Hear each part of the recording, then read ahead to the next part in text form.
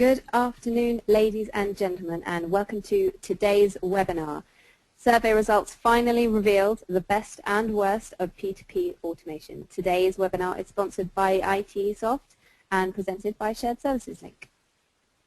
So just to let you know who you'll be hearing from today, my name is Anna Bauscher. I'm a manager for the Research, Production and Innovation team at Shared Services Link.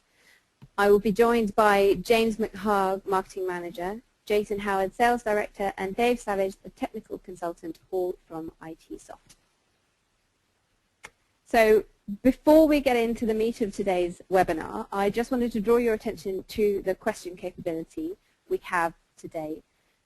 This is not just a learning opportunity for you, but it's very much for our audience to take part. This is a real opportunity for you to ask the experts their opinion on your burning questions. So please do ask me questions, and the sooner you send them to me, the more I will be able to put them to our speakers at the last 10 minutes of today's broadcast.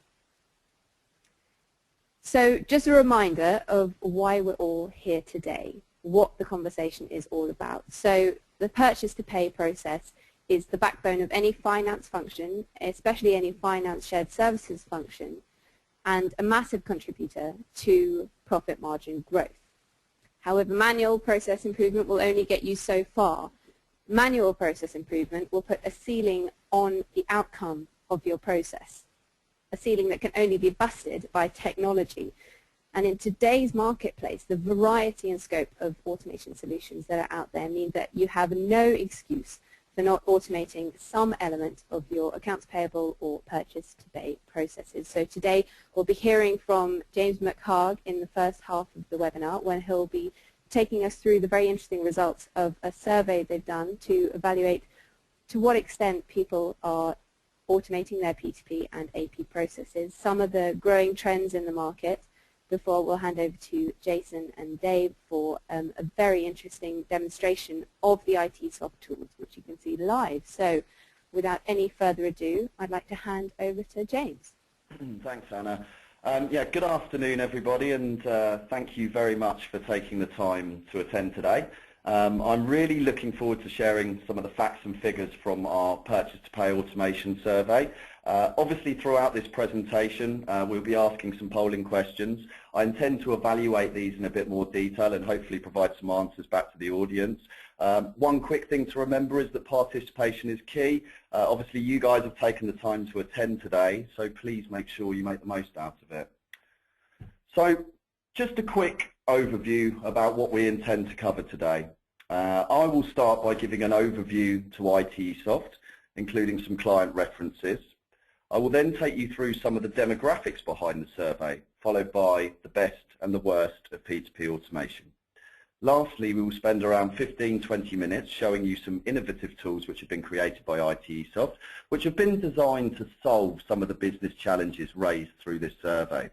We will then open the floor to some questions and answers, which myself, Dave and Jason will only be too happy to answer. So, ITESOFT were founded in 1984 with a group turnover of 21.7 million euros. We have a strong balance sheet boasting a 5 million cash holding. An interesting fact is that 100% of our annual turnover is generated from document and P2P automation.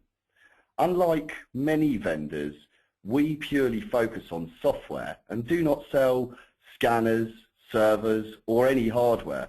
We are software specialists which purely focus on document and P2P automation. We have 200 employees, and with our UK head office is based in Farnham. We have 50 people approximately in our research and development team who actually receive 25% of annual turnover reinvested in products each and every year. This is actually double the industry standard, and perhaps the reason we're able to show you some truly innovative tools today. ITESOFT has 650 clients, and our solutions help these organisations process in excess of 1 billion documents each and every year. So why listen to us? Well, ITESOFT have a number of UK clients using our solutions in a variety of business sectors, ranging from public bodies like Nottingham University Hospitals and London Borough of Redbridge, right up to some of the largest companies in the world, such as Capgemini, Jaguar Land Rover and Siemens, to name a few. Many of these clients operate a shared service centre, and in fact nearly all are dealing with multiple legal entities and highly complex P2P processes on a global level. So without further ado, I thought it was important to provide you with some information behind the survey and the demographics. So this is the 5th edition of this particular survey, and therefore I believe it is one of the most comprehensive reports across the P2P function in Europe. More importantly, we now have 5 years worth of data, so we can begin looking at the trends that have developed in the past years and how P2P automation has evolved across Europe. I would also like to take this opportunity to thank Fujitsu, Mazars, Accounts Payable News and obviously Shared Services Link for their participation in the report. Without their involvement, the survey would not be possible. I think probably following on to our next and naturally one of the most important points here, there were approximately 353 respondents for the survey and they came from 325 companies. This was a really significant number which truly helps us validate these figures. In fact, these respondents were generally from companies with around 5,000 to 50,000 plus employees. Therefore, I do feel that the figures today will be relevant to today's audience listening. So just a very, very quick slide on industry demographics. And I guess what I'm trying to get at here is there's no real vertical when it comes to P2P automation. Regardless of your industry or how complex your P2P processes are, it's not about your vertical, it's about your process and whether you have the document volumes and business process to justify a project with a reasonable return on investment. So I think this links me very nicely into, I guess, what everyone's come here today to listen to is a little bit about the survey and the facts and the findings that we've found. Our first point here, amazingly, 76% of the companies surveyed already automate purchase orders, and an incredible 86% automate their AP processes. We have seen, once again, like every year in this report, a trend towards automation with a 10% increase on previous years. A huge 73% of people surveyed are satisfied with their AP processes. So that must mean they're all perfect and leveraging the full benefits of P2P automation? Well, another interesting fact is the move towards globalization, where 38% of companies surveyed stressed the need to embark on an international project. Therefore, looking at automated solutions that can deal with multilingual invoices must be a key requirement. Also, be sure to go with a vendor who is experienced and has the resources to successfully deliver an international project. With all of these points, control and improve visibility across your P2P process is paramount to success. These companies are achieving this through the use of reporting tools, supplier collaboration portals, mobile workflow and approval applications, and very relevant for today's audience, multi-ERP integration. So, what are the benefits of P2P automation? In fact, during the past 5 years, we've seen a significant rise in companies adopting automated solutions to enhance their AP and P2P processes. Common benefits include cost control, greater traceability, i.e. who did what, where and when, and faster payment cycles. Removing manual data entry is a known solution which delivers a direct saving in processing times. And in fact, as we will see, many companies have adopted some sort of invoice capture solution. However, this does not necessarily mean they are automated. The graph on the right-hand side here details the importance of automated workflows for an agile workforce of today. Business steering naturally came out on top, showing that organizations understand that P2P automation is not purely an IT project, but it should involve various departments at different levels of seniority. As we can see, supplier portals are also with an importance on mobile applications. However, This report also suggests that mobility aspect will dramatically increase in the coming years. But why? As we can see, 30% of accounting departments are using smartphones or tablets throughout their P2P process. Therefore, automated workflow solutions which are compatible with smartphones and tablets is hugely important for both approval processes in invoices and purchase order automation. In fact, regardless of your smartphone, whether your workflow is smartphone enabled or not, it is a key requirement, and it is an area where companies make significant savings. Just to be sure you are ready to adapt to an ever-evolving requirement for mobility, I think this is something that will increase with time. However, as we see here, the ability to be agile, have supplier portals and improve business steering are the key requirements. But I do believe that this will evolve with the 30% of accounting departments using smartphones. So I'll pass you back over to Anna, who's going to ask a polling question to the audience. Over to you, Anna. Hello, yes, so for our first poll question of the day, how satisfied are you with your P2P and AP processes, with the P2P and AP processes within your organization? You should see that coming up on your screen now. The answer options are extremely satisfied, partially satisfied, satisfied with the improvements that are coming on the horizon, unsatisfied and currently evaluating new solutions, or unsatisfied and not looking to implement a new solution. We'd like to get over 70% of people listening today taking the poll, so if we can just get those numbers up.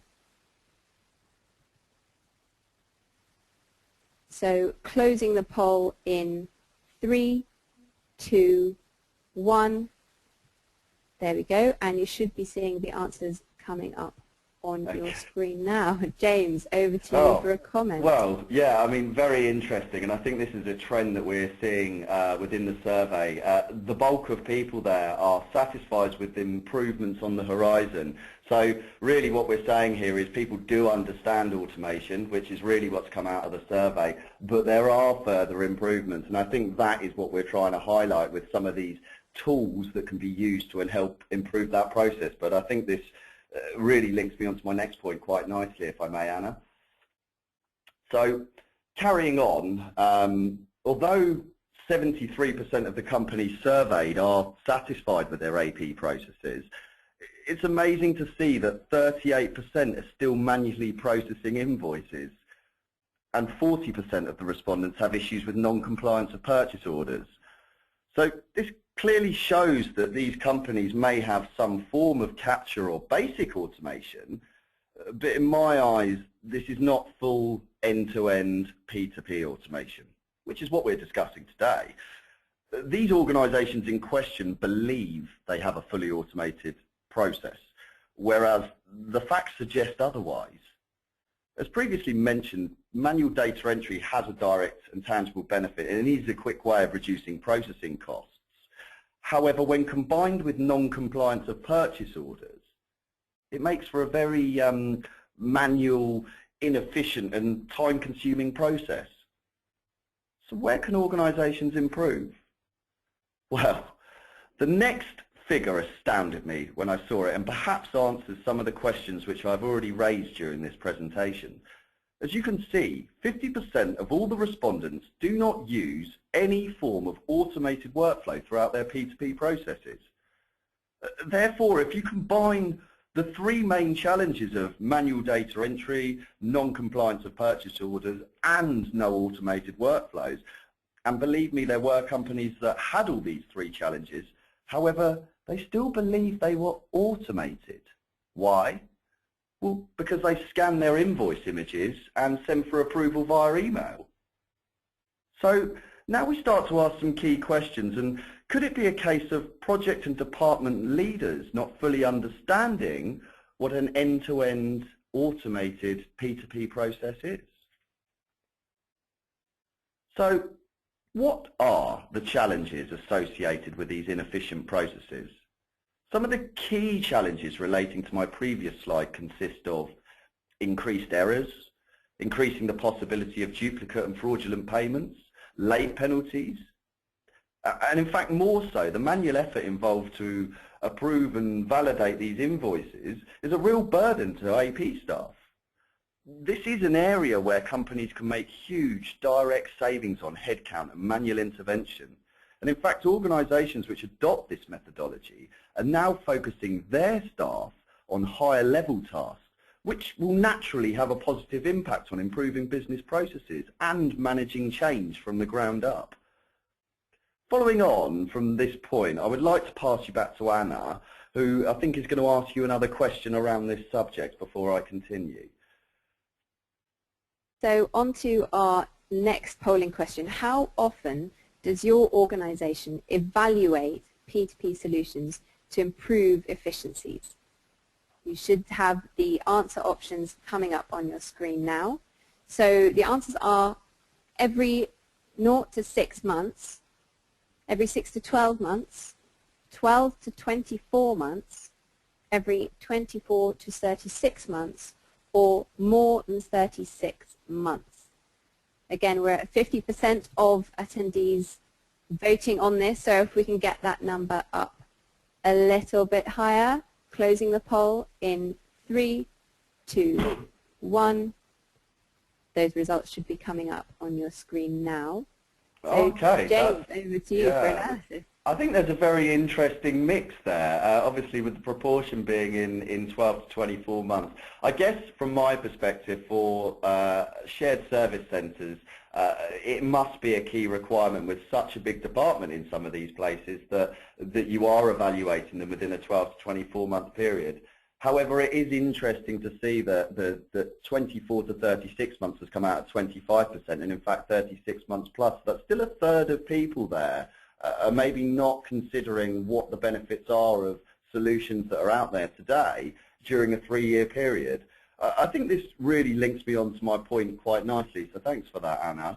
And this really takes me on to current market situation and the results that have come out of this.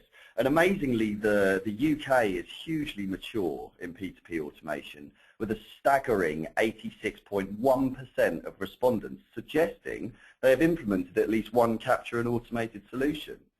This is a really interesting figure, but does this mean that there is now no requirement to further invest in solutions to improve this process? Well, our next figure suggests otherwise. It's incredible to see that 47% of organisations believe it is highly likely that they will evaluate a new AP or P2P solution. I think that rings in very true with those figures that we just saw. And this shows organisations still have a keen interest in improving processes. But if you already have an automated solution in place and are satisfied, remember, then why reevaluate? Well, as we can see, again, very much like the figures that came out in the poll, 29% of organisations have not replaced any of their AP solutions in the past 3 years. And technology has moved so far in that time. My advice really is not to be scared to redeploy a solution. Weigh up the potential benefits through building a successful business case. And this will enable you to achieve a competitive ROI with confidence. So the moral here is, don't be afraid to reevaluate, and be sure you're not missing out on the direct savings that solutions can offer, and also by improving your business processes in accounts payable. So thanks for that.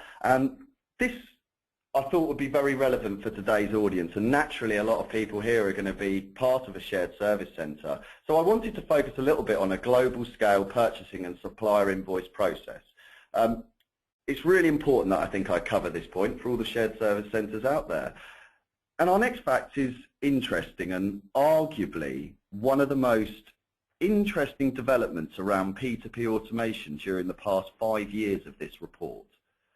When we asked, how is your accounts payable function organised, only 15% of respondents suggested that they operate a shared service centre. Our next figure, combined with the need for automated workflows, raised another question. 53% of respondents suggested they are planning to migrate towards a shared service centre. This is an increase of 253%, a truly staggering figure. Setting up shared services means that communication lines and government structures are inevitably disrupted. This means these companies require an agile approach encompassing business steering groups to manage change successfully. It is therefore of increasing importance that these organisations look to solutions to help improve these processes.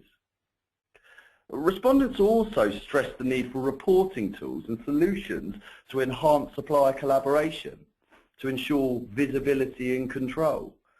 When we look at this trend towards a shared service centre and combine the figures relating with the lack of workflow used by these organisations, we start to build a picture around what a fully automated P2P process is.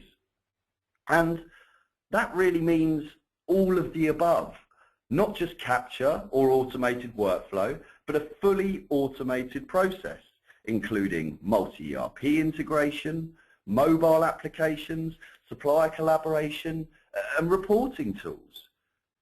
When these solutions are combined with true automated invoice and purchase order solutions, then they deliver a fully automated P2P process, which is ready to grow with your organisation. So, regardless of whether you're adopting a shared service centre methodology or looking to improve AP processes, it does seem that organisations are beginning to understand the full benefits of automation and how they intend to achieve their desired P2P process. As a final point on this slide, which I feel may be relevant to today's audience, or at least some people out there, it was very interesting for me to see that 30% of respondents who had outsourced their AP processes are bringing it back in-house. So what does this tell me? Well, this tells me that organisations want greater control. They want to be able to select a solution that can fulfil their requirements, that can grow and develop with their organisation. This really leads me very nicely onto my next question, which I'm going to pass you back to Anna and look forward to answering. So our final polling question of the day, let's try and get some record results in. How are you looking to grow or develop your shared services model within your own organisation? So you should see the answer options coming up on your screen now. So we are currently a decentralised function looking to centralise. We are currently a centralised function looking to move into a shared services centre. We already have a single function shared services centre, for example, Accounts Payable, and are expanding into others. We already are a multi-function shared service centre and expanding further.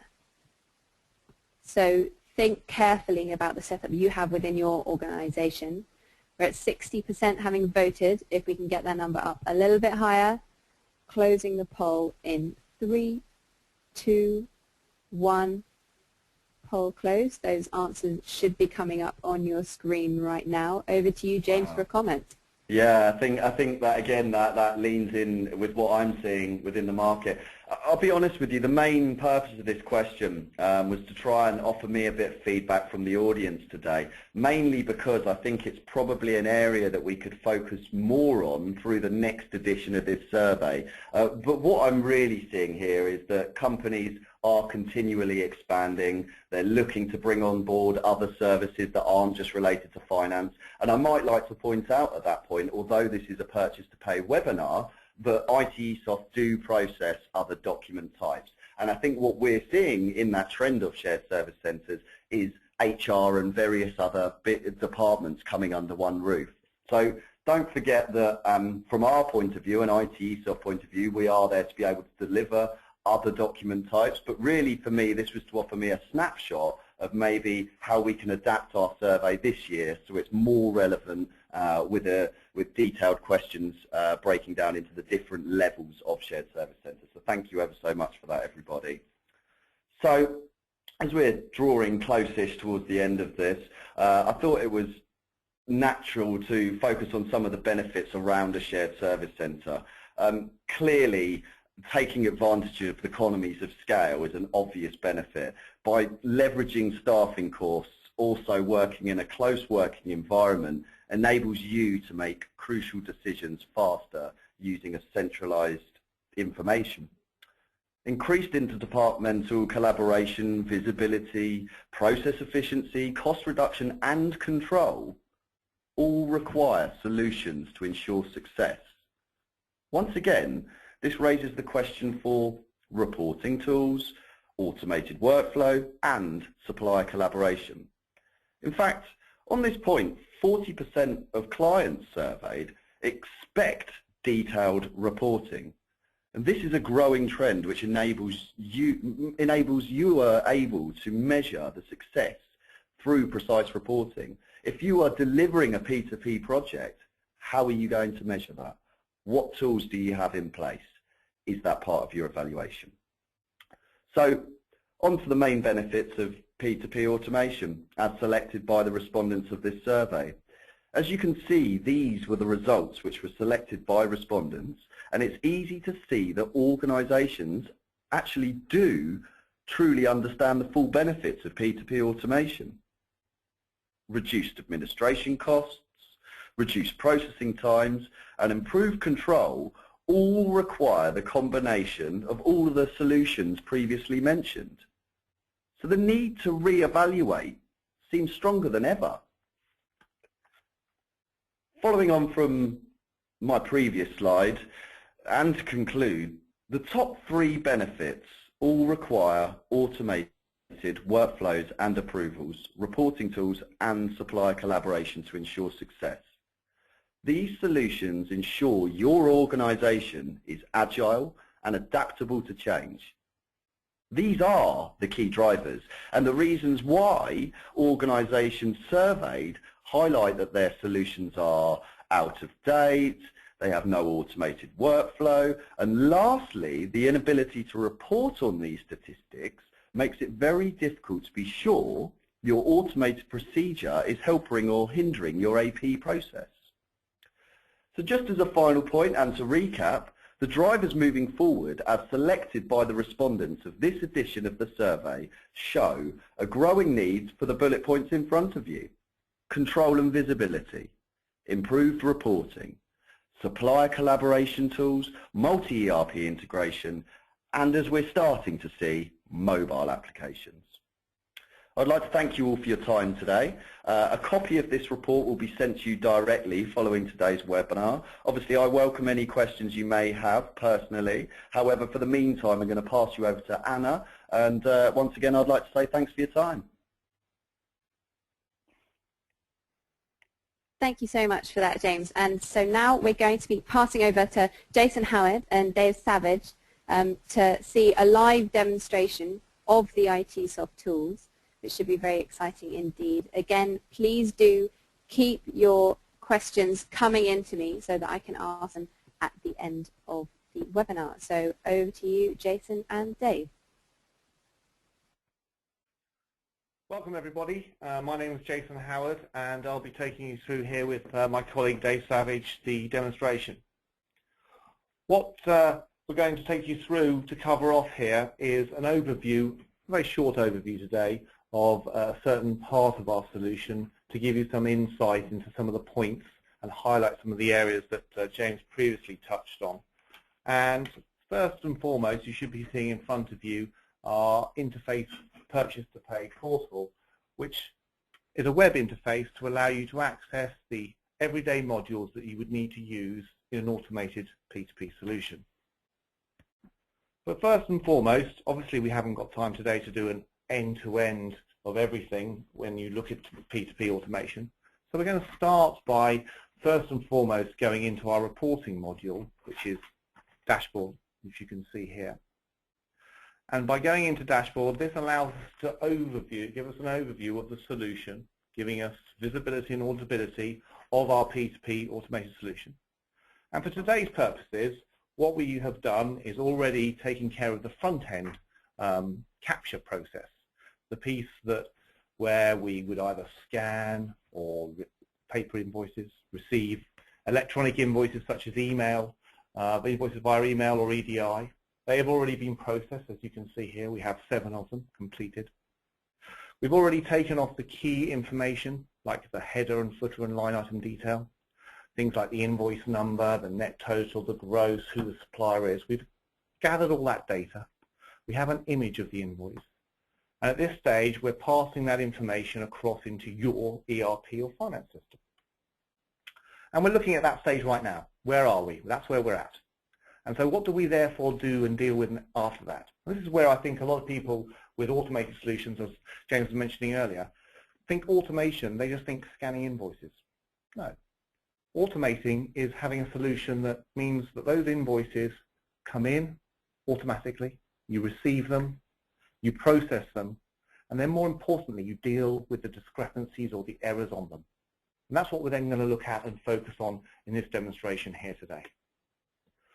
So as you can see from the dashboard module, we have those 7 invoices processed. We'll come back to dashboard a little bit later to show you some of the other capabilities that dashboard offers in the reporting area. But first and foremost, let's take us on to the next stage. And that next stage is we've received the invoices, and we have a scenario where if it's a perfect invoice and everything matches to a purchase order invoice, everything's great. It goes through and it posts ready for payment inside your finance system. However, it's not a perfect world. Invoices always have some issues on them, and how would we go about dealing with those issues? James referred to it earlier, the idea that people email invoices around with discrepancies, with problems. We're now going into ITESOFT Share, the solution that allows you not only to go and say view an invoice, which we could do here, where we can go and search by criteria, i.e. today's date, and bring back those 7 invoices that we've just processed. We could, if we wanted to, go and select one, click on it, and on the right-hand side of the screen we have the image of the invoice, and on the left-hand side of the screen we have the data we've collated from it. We could, at this stage, if we wanted to, attach other documentation to this invoice. We could change the view. We could look at the detailed line item information that we've captured off the invoice. And at any point, go and see the history or anything to do with this invoice. But more importantly, when we look at dealing with an invoice, this is just viewing an invoice. But what about if we actually need to carry out a function? In other words, as you can see on the right-hand side of the screen here, we have what we call our workflows, our automated workflows. The idea being that an invoice comes in, and if we take a scenario where we might have a missing goods receipt against a purchase order invoice, we might have a quantity or price discrepancy. And we might also have a situation where, for a non-purchase order invoice, we need to actually add some coding and approval. Now, obviously at this stage, we're going to have a scenario where we've got an invoice and it's a purchase order invoice, and with that purchase order invoice, we need to be able to deal with how we match the lines. So for example, there are a number of ways of carrying out automated matching, but there is also a situation where if for whatever reason automated matching can't take place, how would you go about simply and effectively matching a line on an invoice to a line against a purchase order? And here we have an example of just that. Here is an invoice that's come in from Vernet. There are 3 lines on the purchase order, and there is only 1 line on utilizing things like unique product codes, unique quantity and price, or fuzzy search against description. If for whatever reason that can't work, you may be at this stage where we are now, where we'd want to select the line that is relevant to this invoice. As you can see there, we've got the lines that are available, and we could select the one that is relevant to this invoice and process it through, and therefore, if everything matched, it would post ready for payment. If we go back to our menu, we come onto a scenario that everyone comes across. Even in the perfect scenarios that we've seen, we have the biggest areas where people say that they have a no PO, no pay policy, but you still in organizations even today still have non-purchase order invoices entering the organization. And how do you deal with them? Well, obviously there's nothing to match against, but you do need to cost code these invoices. They need a cost center and GL, and they need multiple areas of coding. If we go in and have a look at a couple of the invoices that we received in that batch of 7, here we have 2, and we have the WDG and the semantic. Going in and looking at the WDG one, a slightly different layout is presented to us, where we have a number of options. For example, as I stated, if you're not running a no PO, no pay policy, and you decide that this invoice has come in and you want to match it to a purchase order, or forbid retrospectively create a purchase order, here is where you could enter that order number that this invoice relates to and switch it to be a purchase order invoice. Also, we've realized and found that coding non-purchase order invoices is a laborious and manual task, and to reduce admin costs, which is a top driver, as James was mentioning earlier, you want the ability to code simply and effectively and try and reduce that manual effort. So here we've come up with the concept of what we call a coding mask. Here, the box for coding split, we can select numerous coding masks. In this case, we have one for WTG. We could manually select it, or we might have a situation where it auto-selects. Dave loads up this coding mask, and in loading up that coding mask, we apply an automatic coding setup. Here, very simply, we've given an example of creating 2 lines. It might be 3, 5, 10, however many lines that you'd wish to split this invoice across. We also equate a GL and cost center. We've kept it very simple with just 2 coding lines. We've met and implemented solutions for many clients rating up to 16 lines of code. And also we've done a very simple 50-50 split against the net amount. Again here, the splits and the percentages can be configured by you in AP. You can also, if you so wish, alter the coding lines. So if you decided something was wrong, the tool has been ergonomically designed very simply so that you can use either a lookup box and select the one you want, or if you so wish, you can actually type and it will pre-select the one you want. So for example, you don't actually just have to type the code, you could type the description, like Dave is doing here. Typing the word sales brings up the relevant code of the description that that relates to. Again, designed very simply and very effectively to code as quickly and efficiently as possible. If we approve this invoice, it then just gives us the semantic one left. It removes that one from our work queue and we move on to the next one.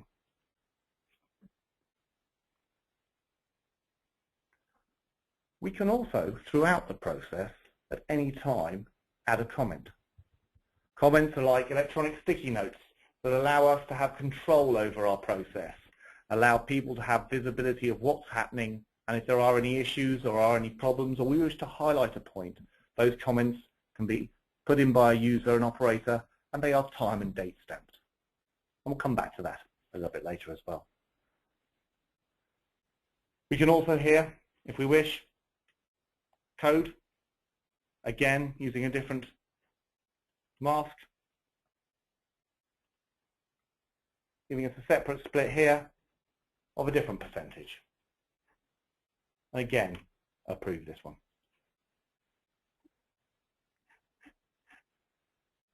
Once we finish this stage, obviously there is a scenario of how do people get notified about the fact that they have an invoice to carry out an approval or action on. The normal rule for this is that they receive an email. That email can be a single email per invoice or a roundup email per day so they don't get inundated with notifications. And that email has a link in it to take them straight to the share screen. But more importantly, it doesn't also have to take them to a web interface on a laptop or a computer. You can also do this via your mobile phone or tablet, therefore giving you access and capability to approve anything wherever you are in the world. Now we're going to go in as the account manager. Imagine we received that email telling us that we've got an invoice to approve. As an account manager, we've got a couple of other different things. You can see there we've got the 2 non-POs to approve. Okay, but what we've also got is we've got a discrepancy. I touched on it earlier, the idea that purchase orders, invoices, they also have sometimes issues, missing goods receipts, unplanned costs like extra delivery, but also they can have things like a quantity or price discrepancy. And here we have an example to show you where you might receive an invoice like that and how would you highlight that you've got a discrepancy. So here you can see a Harborough invoice, and you've got, not only have you got a price discrepancy, but we've also got a quantity discrepancy as well.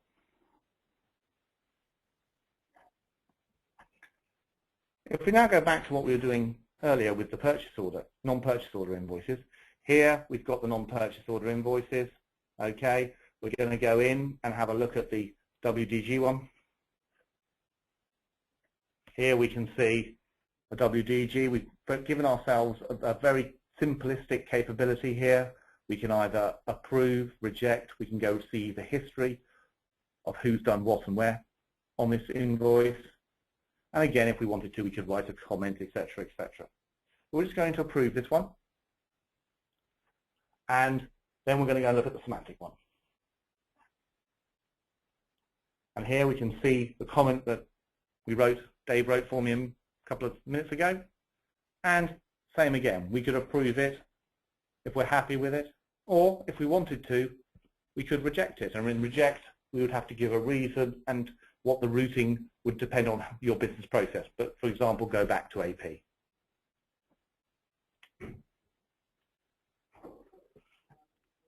Once we've approved those invoices, we now have a scenario where one of those invoices was over a certain threshold. And that threshold means it goes on for another level of approval. As you can see, we've only got one invoice. We've gone in as the boss, and we can see that semantic invoice, because it's over £15,000, it automatically, with dynamic workflow, has to go on for another level of approval. And that other level of approval means it ends up with the boss. Again, here, there is the capability to approve. Not too dissimilar to certain clients that we've utilized where we've had to implement payment approval, where we know that certain clients have wanted to run, before they actually do their payment run, they've wanted to pass certain sets of invoices to a final approver to actually approve that payment run. So in this case, we can approve that invoice. So now if we go back into dashboard and refresh,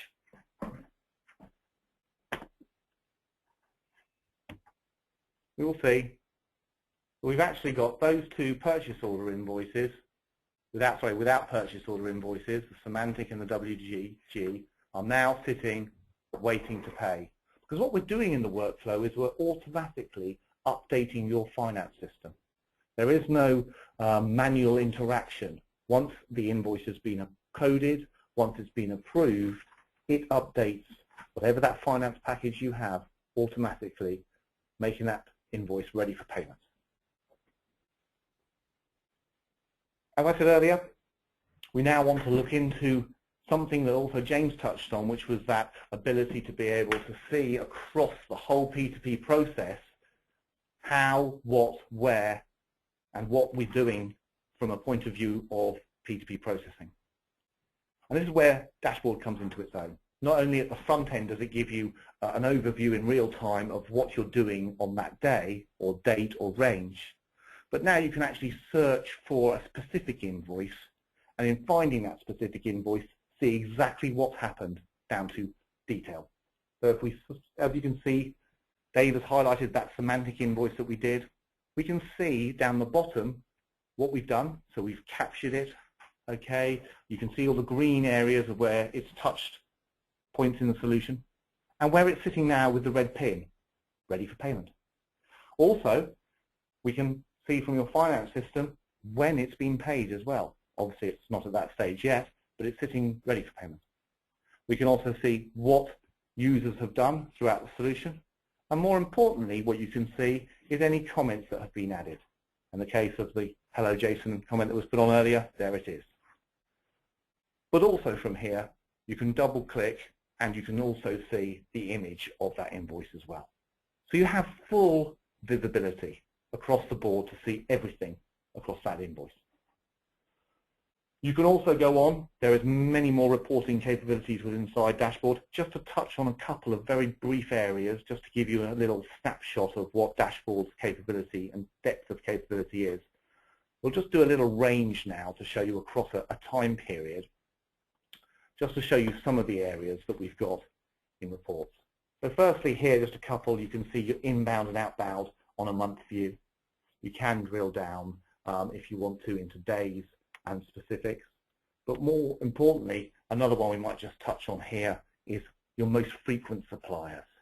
Here you can see your top 5, your top 10, 50 are all suppliers by volume received and processed, by More importantly, the one to the right, which is highlighted in blue, is your top suppliers that are stopping for alteration, correction. This is important because these invoices from these suppliers are costing you more money exponentially now to process. You need to work on these ones to reduce your overall costs and admin and manual effort to give you that saving and efficiency you want to achieve in an automated P2P process.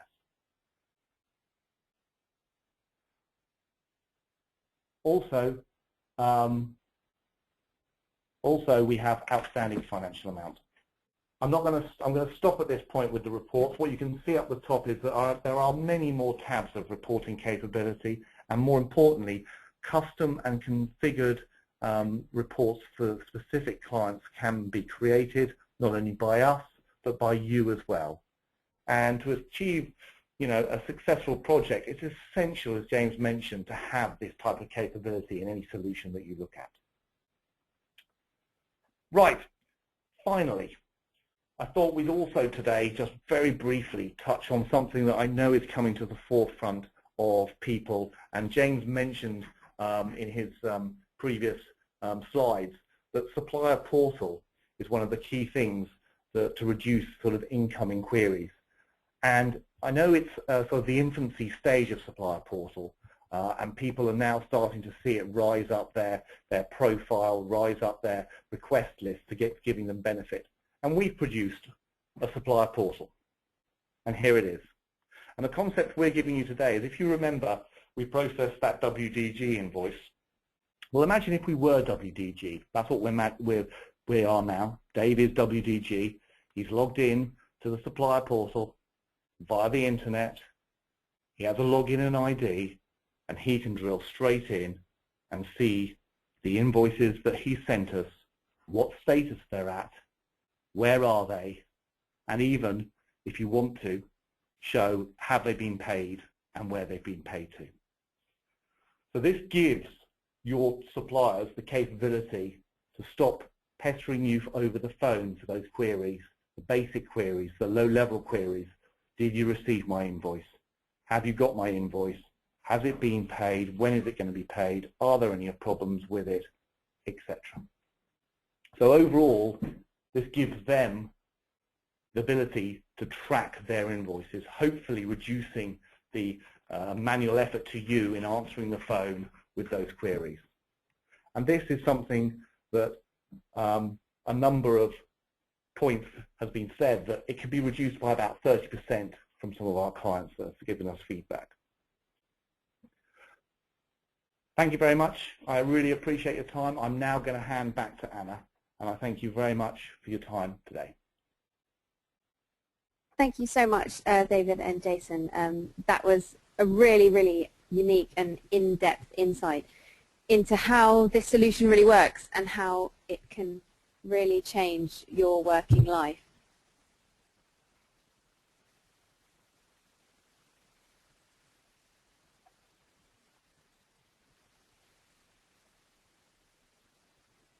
So if you are interested in finding out anything else about the ITESOFT solution, please don't hesitate to get in touch with James McHarg, who you heard in the first half of this webinar. There's his email address and direct dial telephone number, so you can get in touch with him after. However, I do have a couple of questions for James, Jason, and David. So the first question that we've had in, I suppose, Dave or Jason, you're probably best placed to answer this. Someone's asked, roughly how many invoices is the solution capable of processing per FTE per day? Okay, so I suppose, yeah, a bit of an interesting question. I suppose the best way I can do it is give you probably some examples. So we recently we had Colas, who are a construction company. They came to one of our seminars, and they sort of even surprised us with their speech. Scott from Colas stood up and openly said that he now, with our solution in place, has 1 FTE, and they are processing just under 100,000 invoices per annum. Wow, that's certainly a large figure. Well, thank you very much for that. Second question, roughly how long is the implementation period for a tool like this? Okay, so obviously our sort of normal elapsed time, it ranges from sort of 2 to 3 months for a standard project in elapsed time, but that sort of elapsed time from the point where they sign up to the project to the moment they actually go live. In terms of actual effort, it's obviously a lot less than that, but there are obviously time periods where people do testing and acceptance, but the actual elapsed time is about 2 to 3 months for an average project. Okay, thank you. And finally, probably a question for you, James. Someone has asked, what was the main reason given in the survey for that number of people you said that had back-sourced their AP processes, accounts payable operations, after they'd already outsourced? You said that some people had brought them back into the organization. Do you know what the main reason for doing so was given? No, but a very interesting question. I mean, naturally the figures suggested that 30% of people are looking to bring it back in-house. I guess all I can really say there is it's more of a feeling rather than direct figures into my answer, is that I feel that that is because, from my experience, that people that have outsourced their process have limited control. And what was very interesting to see that 30% of people are coming back, and I think the costs don't necessarily weigh up, and I think organisations are now looking that solutions have come so far that they can deliver such huge benefits, that what benefit are you bringing to your business in the evolution of your organisation by outsourcing your processes? I think it's something that people actually want to bring it back in-house for control and actually to reduce costs further. Interesting point there. Well, that's all the time we have, I'm afraid, for questions on today's webinar, but some very interesting ones there. And thank you again to all three of our presenters, James, David, and Jason. Thank you very much. Thank you so much to our audience for taking part, asking those questions, attending today's webinar. And until next time, that's all for us at Shazelle Sizzling. Goodbye. Thank you.